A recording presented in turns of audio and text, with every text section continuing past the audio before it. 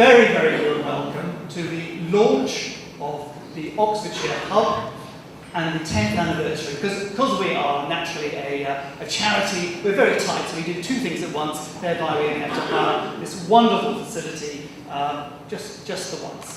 So we've just had a fantastic launch, a great buzz for Oxfordshire. I'm very excited about what can happen there. But the other reason for us all being here today is this is our 10th anniversary, and I thought just a few basic stats for you.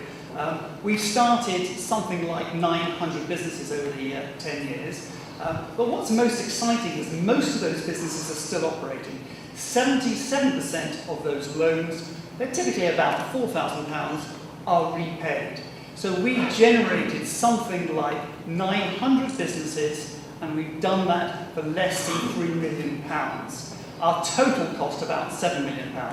This is rather cheaper, I was assuring David, than the initiatives that government have undertaken.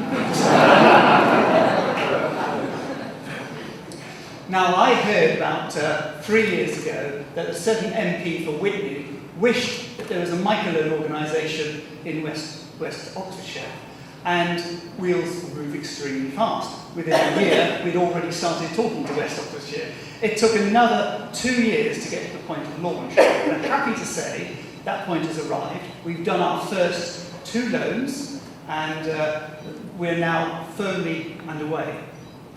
On the broader picture, we find that I'm particularly grateful not just to launch this, but for 2 things I want to thank the government for. I don't often get an opportunity to thank Prime Minister. First is for CITR. You probably don't know what CITR is unless you happen to be in the previous presentation. Community Investment Tax Relief. It's a very small thing unless you happen to be a Community Finance Development Initiative, which Fredericks is. We are the first CDFI to get approval. And what does that mean? It means that you can give me £1,000 and I'll give you £1,000 back in 5 years. You might not think that's a great idea, but HMRC, or the tax man, will give you 25% back, 5% a year if you leave your money there for 5 years, back tax-free. That equates to what? 35%. It's a fantastic deal. And we made representations to the government. Now, the simplification authority thought they should get rid of this stupid piddling little thing that didn't get used. Thank God they didn't. We'd put so much time and effort. We had our first full-time accountant working for 4 months to get approval. So if that had disappeared, that would have been a grave thing. There are just 14 of us in Fredericks on any kind of salary, and something like 200 volunteers supporting the operation.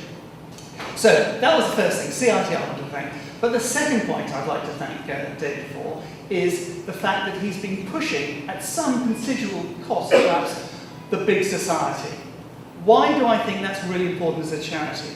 I think because as a front-line charity, we know giving money to people indefinitely doesn't work.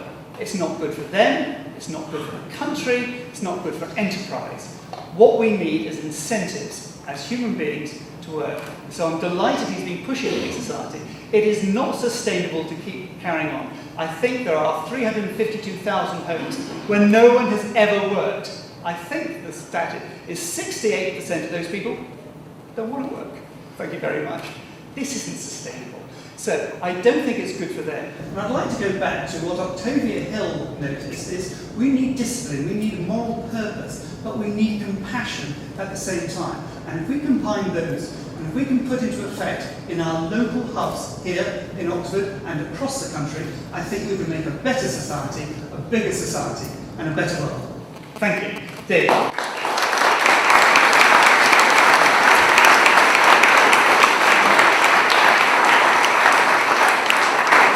Thank you very much.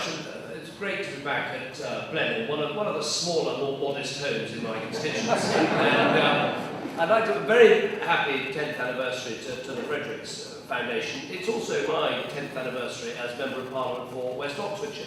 And this has given me the opportunity to look back through some of the cases that I've had to take up in recent years. There was the case of the children who wrote to me and said the ice cream van didn't stop for long enough in their village. There was the man who wrote to me to complain about the quality of socks at Marks and Spencer's.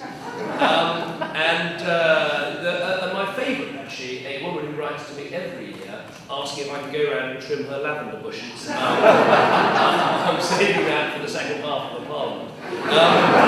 It's also my first anniversary as Prime Minister, and I've definitely learned a few things over the last year. I've learned that when your private secretary says to you, "Yes, Prime Minister," they actually know Prime Minister. I've learned that if anyone ever says to you, "We're definitely supporting your bid for the World Cup final," they're lying to you. I've learned some important social graces. When the Queen asks you to a party or a wedding, you absolutely say yes. When Silvio Berlusconi asks you to a party, you never say yes. I've learned a few things, but I'm very pleased to be here today, because this is a cause very close to my heart for three good reasons.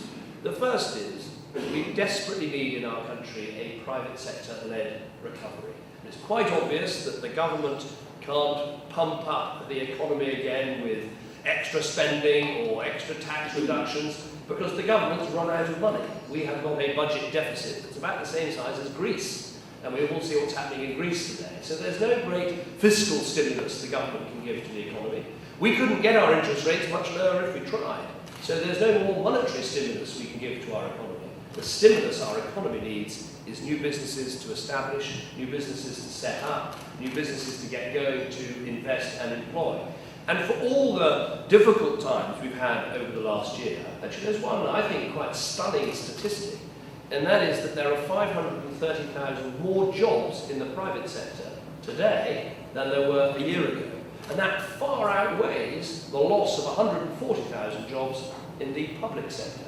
So there is a private sector-led recovery underway, but we need to give it real wings and real strength. And it will be the small businesses, the startups, the insurgents, the entrepreneurs that actually bring that about. We've got some great big companies in Britain, and many of them are employing more people, but on the whole, it'll be the new, the small, that actually really make a difference. So that's the first reason for being delighted about what Fredericks are doing.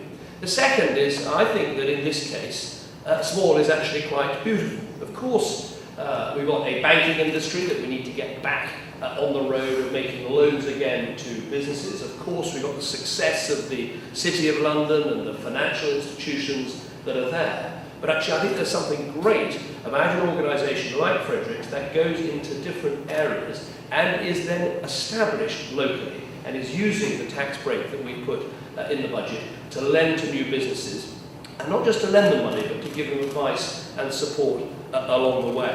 And that leads me to the third reason why I'm so enthusiastic about this, and it's absolutely what you said, Paul, which is about the big society. This is, I think, a big society organisation, because as I say, you're not just trying to have an expanded loan book and trying to get money out the door. You actually want to mentor and support and help new businesses, many of whom wouldn't get a second's chance if they walked into the doors of a main high street bank, because some of them aren't great risks, but they're people that you want to help, mentor and deal with.